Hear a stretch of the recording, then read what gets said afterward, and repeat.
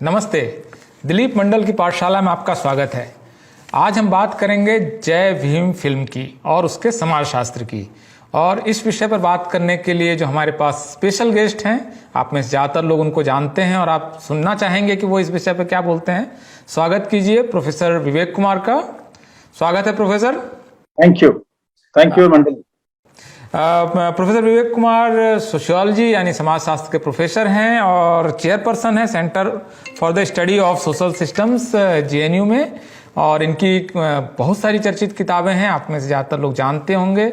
इनकी जो दो किताबें मुझे खास तौर पर बहुत इम्पॉर्टेंट लगी और एक तरह से वाटरशेड आप कह सकते हैं पूरे डिस्कोर्स में, वो एक तो caste and democracy in India a perspective from below और दूसरा दलित लीडरशिप इन इंडिया। और कई सारी किताबें उन्होंने लिखी हैं और लगातार इनके रिसर्च पेपर्स आते रहते हैं और आप इनको टेलीविजन पर भी लगातार देख रहे होंगे।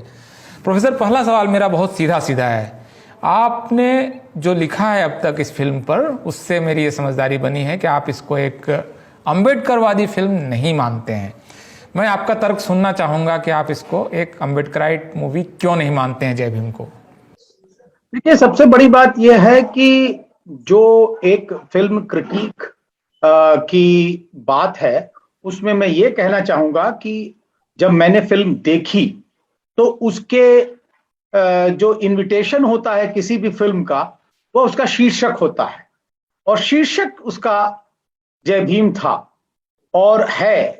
और इसलिए मैं अपनी रुचि बना करके उसी लिए गया कि इसमें जय भीम अगर नाम रखा गया है तो इसमें जय भीम से जुड़ी हुई बहुत सारी बातें होंगी और इसकी विचारधारा एक होगी और इस विचारधारा पर ही अंबेडकरवादी विचारधारा होगी। इसके अंदर उसका नायक या तो दलित अस्मिता वाला होगा और वह अपने लोगों के लिए लड़ाई लड़ रहा होगा, क्योंकि 21वीं शताब्दी में हमारे पास दलित आंदोलन के, बहुजन आंदोलन के बहुत सारे ऐसे प्रतीक मौजूद हैं और ऐसे लीडर्स मौजूद हैं जिन्होंने संघर्ष किया है। जैसे बाबा साहब अम्बेडकर से ही शुरू करें, बाबा साहब अम्बेडकर, ज्योतिबा फूले और मान्यवर कांशीराम तक और यहां तक कि मायावती जी तक वो जो है फहरिस्त चली आती है कि इन्होंने अम्बेडकरवादी होते हुए अम्बेडकर आंदोलन को आगे बढ़ाया।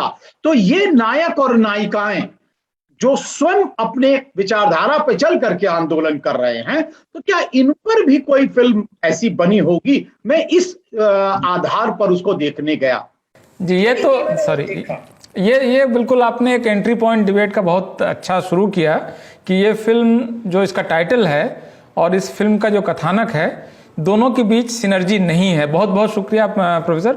एक इसी से जुड़ा हुआ सवाल, शायद आप और कुछ कहने की कोशिश करें तो मैं उसी में सिर्फ एक इंटरवेंशन के तौर पर, एक पॉइंट के तौर पर मैं आपसे डिटेलिंग ये जानना चाहता हूँ कि ये फिल्म आपको आगे और क्या क्या पर्सपेक्टिव दे रही थी, जहाँ से आपके जो पॉइंट्स हैं वो और इमर्ज हो रहे हैं।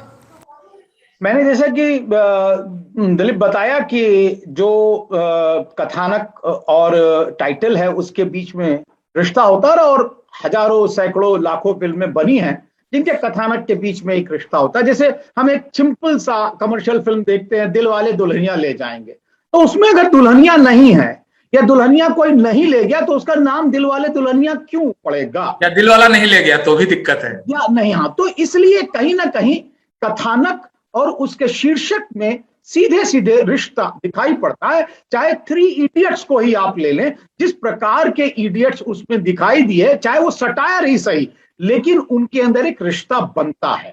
और इसलिए मुझे ये लगा कि कहीं ना कहीं कथानक और एक्टर या स्टोरी या जो इसमें प्रतीक जुड़े हुए हैं उनमें कहीं कोई भी सिनर्जी नहीं है। इसलिए मैं इसको एक दूसरे प्रकार की कमर्शियल फिल्म तो मानता हूं, लेकिन एक वैचारिक धरातल पर इसको जय भीम का कोई भी कथानक से जुड़ा हुआ ना होना, यह मुझे आपत्तिजनक लगता है। एक चीज सर ये भी मैं जानना चाहूंगा आपसे कि क्या जय भीम का शब्द की चमक या उसकी फ्रेंचाइजी इतनी बड़ी हो गई है कि फिल्मकार से लेकर इवन बीजेपी के नेता नरेंद्र मोदी ये जय भीम बोलने जो लगे हैं, ये क्या अब इसकी व्याप्ति इतनी बड़ी हो गई है, ये दलित आंदोलन की जो शुरुआत धीरे धीरे करते हुए हुई थी, वो क्या अब इतना बड़ा हो गया है कि उसको कमर्शियल सक्सेस के लिए भी इसका इस्तेमाल होने लगा? क्या आप इसको इस रूप में देख रहे हैं इस फिल्म को?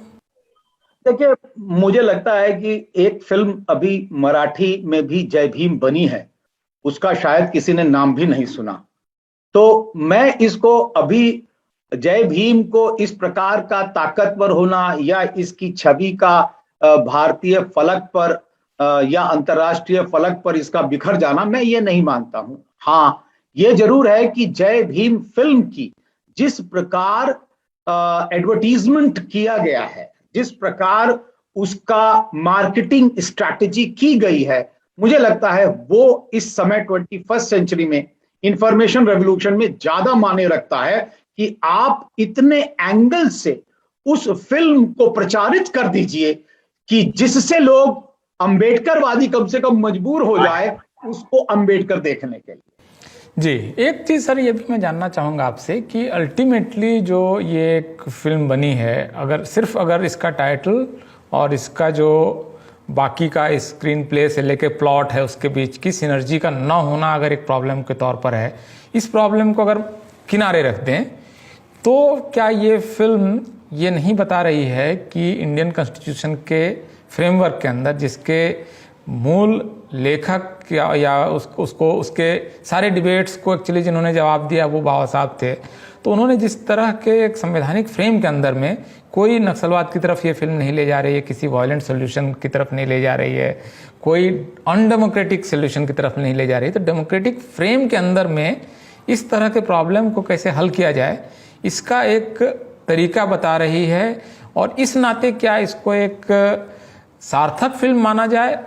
अम्बेडकराइट फिल्म अगर न भी माना जाए तो क्या ये आप इस फिल्म को अगर ये कोई परिचय दे कि ये एक सार्थक फिल्म है, एक कॉन्स्टिट्यूशन फ्रेम के अंदर की फिल्म है, तो आप इससे सहमत होंगे? नहीं, मुझे लगता है कि मैं कहानी के और कथानक से उसके अंदर जो भी प्रक्रियाएं हैं उससे मैं असहमत नहीं हूं, लेकिन मेरी असहमति ये है कि ये एक विलक्षण पिक्चर नहीं है।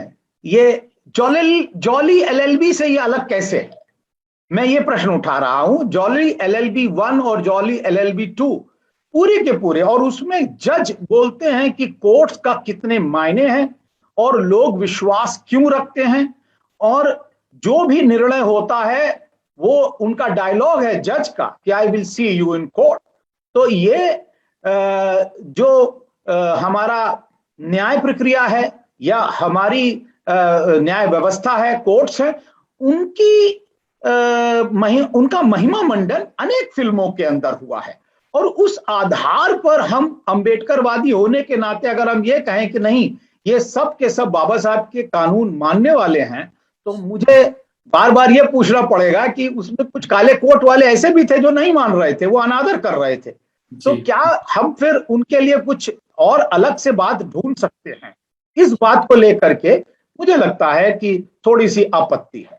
जी, एक बात और प्रोफेसर, मैं ये आपसे इस बात को समझना चाहूँगा और आपकी दृष्टि चाहूँगा इस बात पर कि आप इसको किस तरह से देख रहे हैं कि जो एक अम्बेडकराइट मूवमेंट है उसने अपनी एक ट्रेजेक्ट्री तय की है, उसकी एक अपनी आइडेंटिटी रही है, और उसका अभी भी आमतौर पर फिल्म जो मीडियम है वो उसको आमतौर पर सेट असाइड करके चलता है, उसको वो किनारे करके ही चलता है। जिस तरह से वेस्ट में जो ब्लैक्स के सिविल राइट मूवमेंट्स हैं उसका बहुत ज़्यादा डॉक्यूमेंटेशन है, बहुत फिल्में बनी है और अच्छी फिल्में बनी है। तो भारत का जो फिल्म जगत है, बॉलीवुड तो खैर इस टॉपिक को जनरली छूता ही नहीं, वहाँ का दलित तो एकदम लाचार और मरा दबा कुचला, जबकि इस समय दलित मिडिल क्लास कई करोड़ लोगों का बन चुका है, फिर भी उन हिंदी फिल्मों का दलित तो बिल्कुल ही मतलब लगान का कचरा ही है।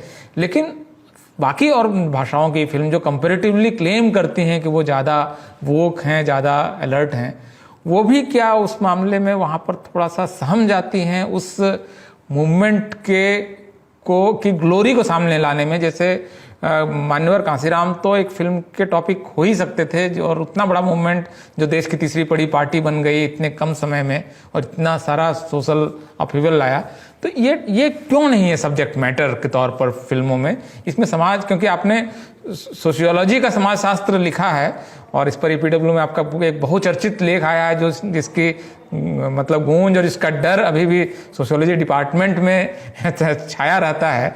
तो आप फिल्मों के समाजशास्त्र को किस तरह से देख रहे हैं? क्यों ये सब्जेक्ट मैटर नहीं है? मैं जिसे मतलब आपके प्रश्न का उत्तर देने से पहले मैं ये कहना चाहूंगा कि देखिए, मैं इस फिल्म के अंदर अपने आदिवासी भाइयों को देख रहा हूं, और आदिवासी हमारे बहुजन भाई हैं, और उनके अधिकार के लिए कोई भी लड़ाई लड़ी जाती है, तो मैं कह रहा हूं उसकी फिल्म का नाम सीधे सीधे अगर हम आदिवासी समाज रख देते या आदिवासी संघर्ष रख देते, और उसके बाद जय भीम वाले और अंबेडकरवादी उसको कितनी जोर शोर से देखने जाते, और वही प्यार जो जज्बा दिखा रहे हैं आज, अगर वो दिखाते, तब मैं जानता कि सचमुच दलित और बहुजन समाज के बीच में, या आदिवासी समाज और दलित समाज के बीच में एक सचमुच बहुत तगड़ी कड़ी जोड़ता है ये फिल्म।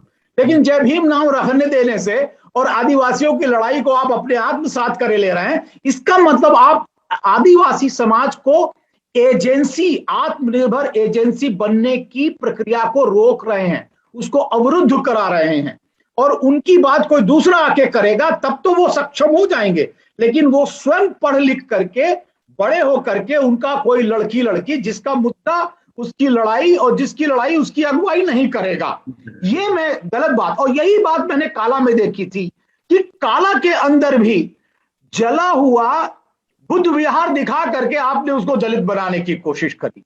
ये जो प्रतीक, छोटे छोटे प्रतीक दिखा करके दलितों की भावना से जो खिलवाड़ है, मैं इसके खिलाफ हूं। और इसलिए मैं ये नहीं मानता कि बॉम्बे के अंदर, बॉम्बे टॉकीज में पिक्चर नहीं बनी, मुझे लगा कि आक्रोश, जिसमें देवगन पुलिस ऑफिसर है और बाकायदा वो अपने ब्राह्मण गुरु को उनकी लड़की का दान में, दक्षिणा में दे देता है और कहता है कि नहीं ठीक है, तो लज्जा जैसी फिल्म, वहां पर अजय देवगन बाकायदा फिर से दलित बनता है और उद्धार करता है। बाबा साहब अंबेडकर भी हिंदी में बनती है, सदगति हिंदी में बनती है। तो इसलिए मुझे लगता है कि आर्टिकल 15 को मैं स्वीकार नहीं करता, क्योंकि फिर से एक समर समाज का लीडर आकर के हमारा उद्धार करेगा। नहीं साथियों, 21वीं सदी में दिलीप, 21वीं सदी में इतने सारे नायक दलितों के साथ मौजूद हैं कि वो स्वयं अपनी लड़ाई लड़ रहे हैं। छोटी सही, आप उनसे सहमत नहीं हो सकते, लेकिन वो अपनी लड़ाई लड़ रहे हैं। हमको अगर सचमुच सेलुलॉइड पर, हमको अगर रील पर यह दिखाना है कि सचमुच वो लोग सच में अपने संघर्ष को आगे बढ़ा करके दलितों का उद्धार कर रहे हैं, तब कहीं जाकर के फिल्मों की सार्थकता होगी। वरना रील लाइफ में एक कोई जय भीम बोल दे, तो मुझे लगता है कि वो मायावती ज्यादा अच्छी हैं, जिन्होंने 5 साल के अंदर पता नहीं कितने पार्क, पता कितने विश्वविद्यालय, पता कितनी रोड, शहर, सबके नाम बदल दिए। उन पर तो आप फिल्म नहीं बना पाए, उन पर आप कोई उपन्यास नहीं लिख पाए। इसका मतलब क्या है कि वास्तविकता से परे कोई अस्मिता को गौण करके आएगा तो हम उसको अपना लेंगे, लेकिन अस्मिता के साथ अगर कोई नायक नायिका आएगी तो हम उसको नहीं अपनाएंगे। ये लड़ाई छद्म हो जाएगी।